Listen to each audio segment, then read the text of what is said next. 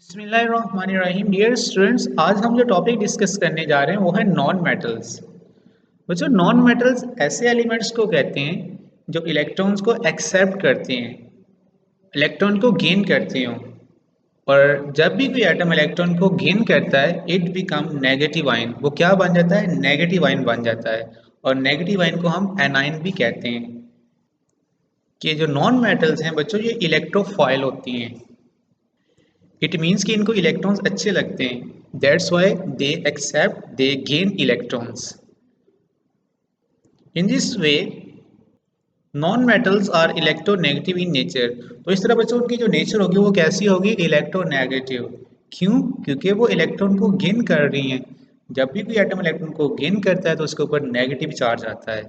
इसी वजह से हम नॉन मेटल्स को कहते हैं electronegative elements. And form acidic oxide. और बच्चे जो नॉन मेटल्स हैं वो जो ऑक्साइड्स बनाती हैं वो एसिडिक होते हैं। बच्चों, ऑक्साइड्स कहते हैं बाइनरी कंपाउंड ऑफ ऑक्सीजन को। कि ऑक्सीजन जब किसी दूसरे एलिमेंट के साथ मिलके कंपाउंड बनाती है वो कंपाउंड कहलाता है ऑक्साइड। जैसे फॉर एग्जांपल ऑक्सीजन जब कार्बन के साथ मिलेगी तो कार्बन डाइऑक्साइड बनेगी। ऐसे ही ऑक्सीजन जब सल्फर के साथ मिलेगी तो सल्फर डाइऑक्साइड, सल्फर ट्राइऑक्साइड बनेगी। नाइट्रोजन के साथ मिलेगी तो नाइट्रोजन डाइऑक्साइड बनेगी। और बच्चों, नॉन मेटल्स के जो ऑक्साइड्स होते हैं वो एसिडिक होते हैं। क्यों? अभी आपको मैं एक्सप्लेन करता हूँ।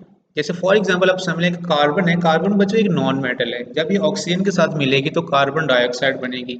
अब ये वाला जो ऑक्साइड है ये एसिडिक होगा। क्यों? क्योंकि अब यही वाला जो ऑक्साइड है जब वाटर के साथ रिएक्ट करेगा इट प्रोड्यूस एसिड। तो ये क्या प्रोड्यूस करेगा? एसिड। जैसे for example when carbon dioxide react with water it produce carbonic acid H2CO3।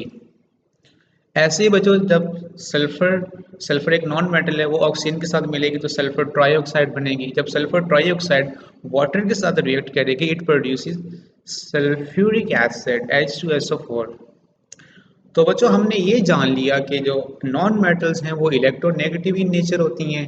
It mean they gain electrons and form negative ions. और इनके जो ऑक्साइड्स होते हैं वो एसिडिक होते हैं।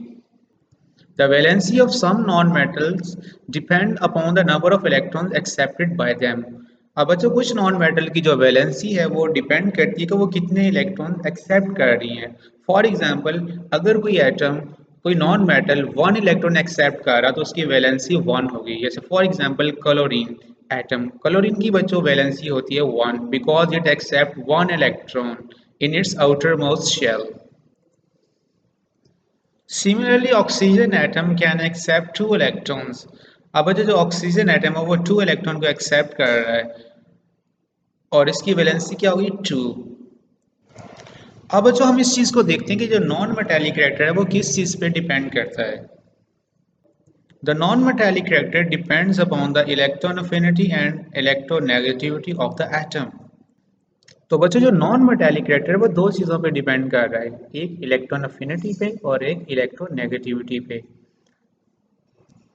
बच्चों इलेक्ट्रॉन अफिनिटी कहते हैं amount of energy release when an electron is added in the outer most shell of an isolated gaseous atom. कि जब भी किसी एटम के वैलेंस शेल में इलेक्ट्रॉन ऐड होता है तो इलेक्ट्रॉन के ऐड होने से जो एनर्जी की अमाउंट रिलीज होती है उस एनर्जी को हम कहते हैं इलेक्ट्रॉन अफिनिटी।